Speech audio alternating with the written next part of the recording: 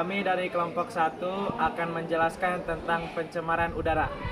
Udara dikatakan tercemar jika tercampuri oleh zat-zat pencemar atau polutan dalam konsentrasi tinggi, sehingga menimbulkan gangguan bagi makhluk hidup yang menghirupnya.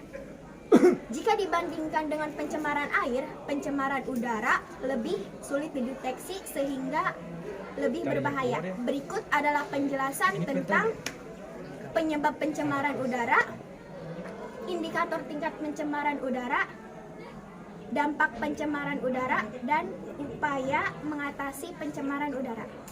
Penyebab pencemaran udara. Udara dikatakan tercemar jika mengandung unsur-unsur yang mengotori udara. Pencemaran udara disebabkan oleh asap buangan. Beberapa dampak bahan buangan seperti berikut. 1. Gas CO atau karbon monoksida. Ciri-cirinya tidak berwarna dan tidak berbau, namun bersifat beracun karena memiliki afinitas lebih tinggi terhadap hemoglobin darah daripada oksigen, berasal dari gas buangan mobil. 2. Gas CO2 menyebabkan efek rumah kaca, berasal dari hasil pembakaran bahan bakar fosil seperti batu bara dan minyak bumi, gas buangan kendaraan bermotor, dan asap industri. 3. Gas H2S bersifat beracun dan dihasilkan oleh pembakaran minyak bumi dan batu bara. 4. Partikel SO2 atau sulfur dioksida dan NO2 atau nitrogen dioksida menyebabkan hujan asam. 5. Gas CFC berasal dari lemari es dan AC, menyebabkan menipisnya lapisan ozon. Lapisan ozon merupakan lapisan udara di atmosfer yang melindungi bumi dari bahaya sinar ultraviolet. 6. Timbal berasal dari pembakaran bensin yang mengandung TEL, tetraethylead, menyebabkan anemia, kerusakan hati, ginjal, otak, dan saraf. 7. Asap rokok menyebabkan batuk kronis, penyakit jantung, dan kanker paru-paru.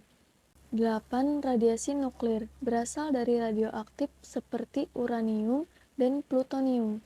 Indikator tingkat pencemaran udara.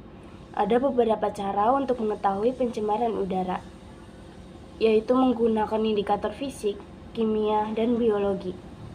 Yang pertama, indikator fisik. Indikator fisik meliputi sifat-sifat yang diamati. Udara yang bersih seharusnya tidak berwarna dan tidak berbau. Adanya warna ataupun bau pada udara menunjukkan adanya polutan. Meskipun demikian, banyak polutan udara yang tidak berwarna dan tidak berbau sehingga sulit dideteksi oleh fisik. Yang kedua, indikator kimia. Indikator kimia meliputi konsentrasi senyawa-senyawa polutan yang ada di udara. Biasanya terdapat 5 parameter yang digunakan oleh stasiun pemantau kualitas udara otomatis, yakni partikulat, karbon monoksida, sulfur dioksida, nitrogen dioksida, dan ozon. Yang ketiga, indikator biologi. Biasanya menggunakan makhluk hidup yang rentan pada perubahan konsentrasi zat polutan di udara. Contohnya, indikator biologi untuk mengamati tingkat polusi udara adalah lumut. Lumut karak. Lumut karak merupakan simbiosis antara alga fotosintetik atau Cyanobacteria dan jamur. Dampak pencemaran udara. Terganggunya kesehatan manusia seperti batuk dan penyakit pernapasan. Dampak kesehatan yang paling umum dijumpai dari pencemaran udara adalah terjadinya infeksi pada saluran pernapasan seperti asma dan bronkitis.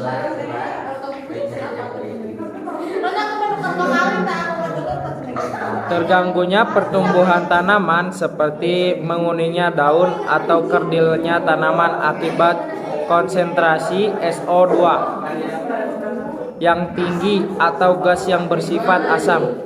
Adanya peristiwa efek rumah kaca yang dapat menaikkan suhu udara secara global. serta dapat mengubah pola iklim bumi dan mencairkan es di kutub. Hal ini sering disebut dengan pemanasan global. Penipisan lapisan ozon disebabkan oleh pemakaian freon atau klorofluorokarbon yang berlebihan. Akibatnya radiasi sinar ultraviolet ke muka bumi meningkat dan dapat menyebabkan timbulnya kanker kulit, rusaknya bangunan karena pelapukan, korosi pada logam, dan memudarnya warna cat. Mengatasi pencemaran udara.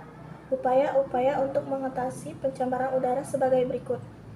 A. Membatasi penggunaan bahan bakar fosil dengan cara membatasi penggunaan kendaraan bermotor dan menghemat penggunaan listrik.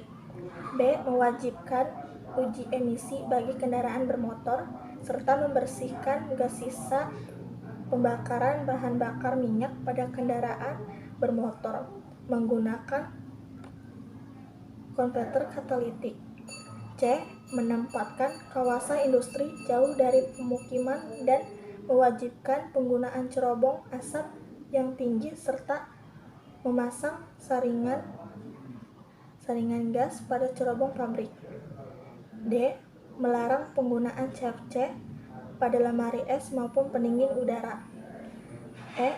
Menggalakkan penghijauan dan reboisasi terutama di daerah perkotaan dengan menanamkan pohon yang bisa menyerap polutan seperti angsana atau Pterocarpus indicus di tepi jalan raya.